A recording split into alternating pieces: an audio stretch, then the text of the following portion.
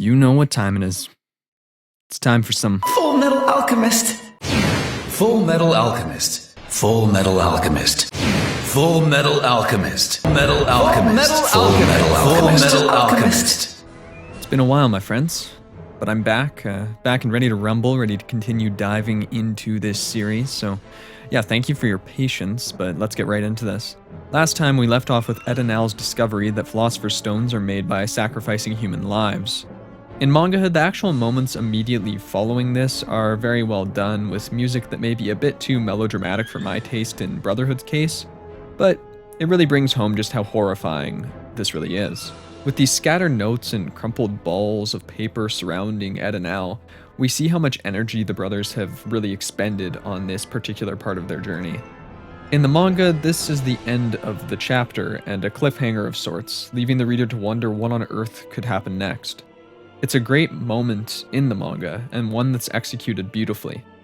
In 2003, this moment isn't lingered on in nearly the same way.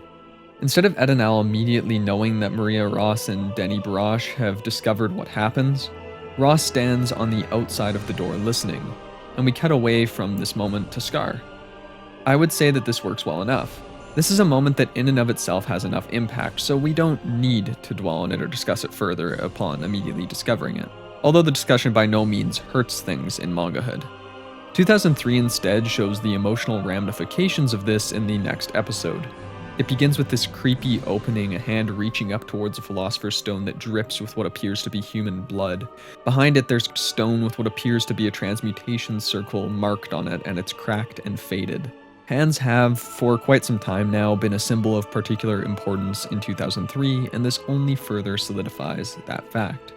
But we'll be getting more to the specific meanings of that symbol later. For now, it's just important to note that 2003 goes with a decidedly more haunting tone than Brotherhood, and uses more abstract imagery to relay this to the audience. This contributes to the overall darker tone that 2003 has over Brotherhood, and a darker tone that it's had for all of its run pretty much so far. And actually, this is another one of those instances where 2003 is more faithful to the manga, as this image is almost directly ripped from there.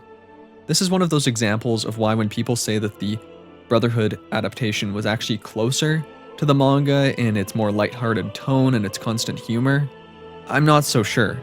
The manga, I believe, is more so a middle ground between Brotherhood's take on events and 2003's as far as tone is concerned. Now, in 2003, they made a very good decision following this. Armstrong doesn't get to see the boys after this discovery, because Ross convinces him to not go up and see them in their room. Now, I really do like Armstrong's character, but he almost always is just this goofy, lovable guy who reacts to things in such a melodramatic way that it becomes funny. In some cases, this is great. In a situation like this, however, when the boys have just learned something so devastating, I think it's better to keep Armstrong out of the picture for a bit, so the show can let the audience consider this event and view this hopefully in a mindset that's more similar to the brothers. Of course, I'm only bringing this up because Armstrong talks to the brothers pretty soon after this in Mangahood, meaning that the tension is mostly destroyed, or at the least, there's a huge pothole in the proverbial road of tension. My main problem with this is what I just went through. His reaction to the discovery is so over the top and thus comedic. My other problem, though this is far less important, is that Ross and Barash seem a bit unrealistically silly in Mangahood because of how they discuss the matter of the Philosopher's Stone when Armstrong is right there, which leads to him becoming suspicious and going to see the boys. Now, Ross and Barash are not stupid characters, or, well, they don't strike me as particularly stupid, at least for the most part. Actually, they seem quite intelligent, so this always just felt a bit out of character or too silly for them. Again, not a huge deal, but it does impact things, and I think it's worth bringing up. In Mangahood, this comedic Armstrong interaction also ruins the mood for Ed and Al's very sad and very serious discussion about their quest for the Philosopher's Stone, a conversation which is overall pretty similar between versions. But because of its context, it just feels better in 2003 than it does in Mangahood. Also, in 2003, Ed just doesn't move on nearly as fast from this discovery, just as he doesn't move on as fast from nearly anything traumatizing that happens to him, and he becomes a very cranky boy, lashing out at Al who just wants to keep working on it and refuses to give up. Here we are shown two of the biggest differences between the brothers. Al is an optimist, always able to bounce back pretty quickly from any horrible discovery or events. Perhaps he might even bounce back too quickly in 2003. Ed, meanwhile, dwells on these things, growing more and more angry and jaded at the world. But Ed's anger allows for this wonderful moment where Ross begins to speak to him almost like a mother figure, basically encouraging him to continue by asking if he's truly okay with just giving up. Little moments like these add a lot of complexity to Ed's character, allowing his personality to shine through, and his reaction just feels more real here.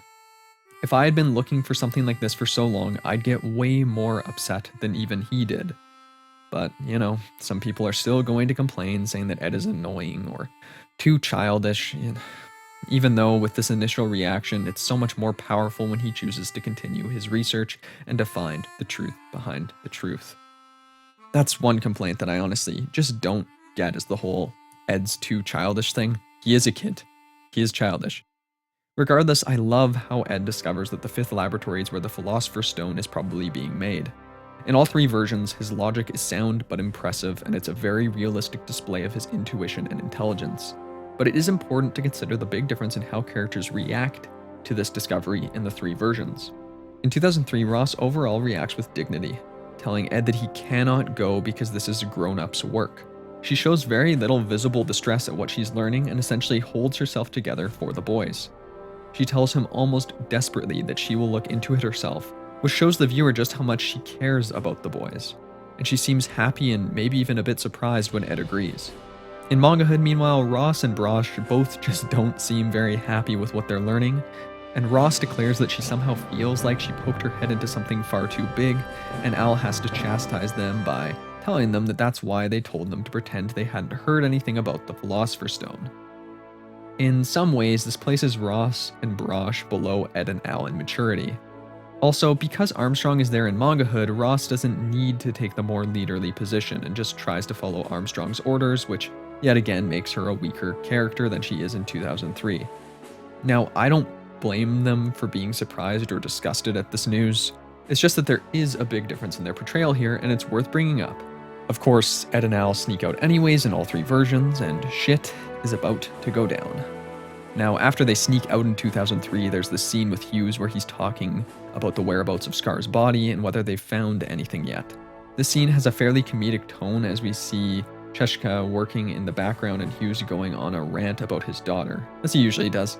So it might seem strange that I don't have a problem with this scene, but that I have a problem with so many of Mangahood's comedic scenes. I don't have a problem with this because in 2003 we already know that Scar is safe. We've seen him with the other Ishvalan survivors. If we didn't know if he was okay or not, I think this would be a bit more of a problem, as Scar's well-being would be a pressing issue weighing on the audience's mind if we hadn't already seen that. For this reason, I'm okay with this comedic interlude.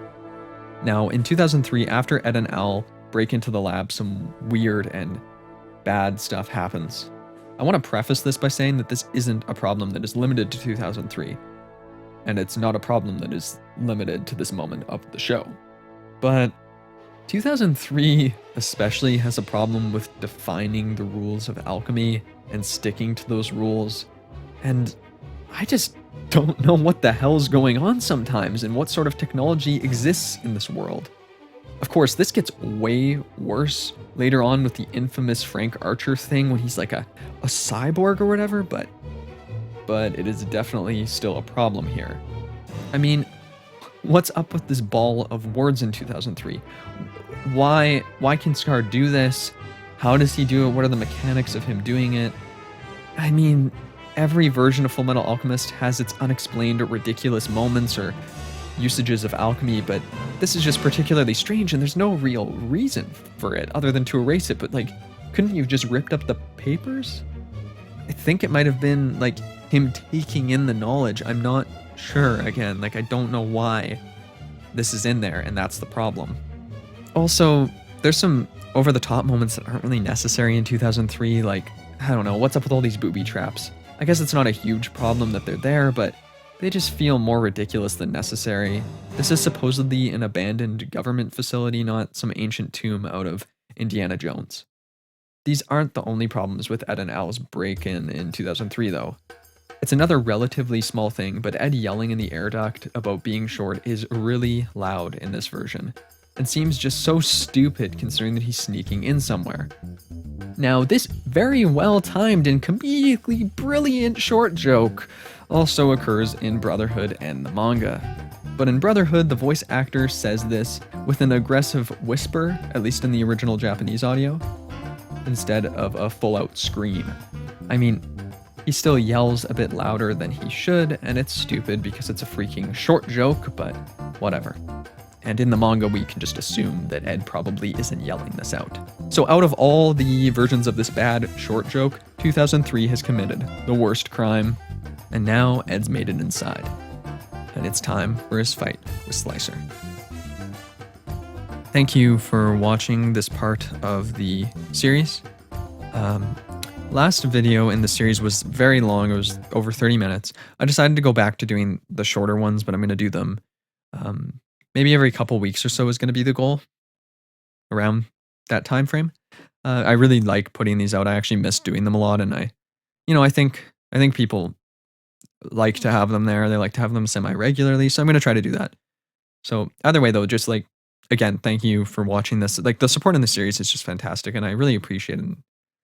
You're all so nice and appreciative, and it sounds kind of silly, but like it does mean a lot to me. So thank you, and yeah, I hope you have an awesome day, and I look forward to hearing from you down in the comments, and to seeing a lot of you in the next episode of this video series too. So thank you, and bye bye.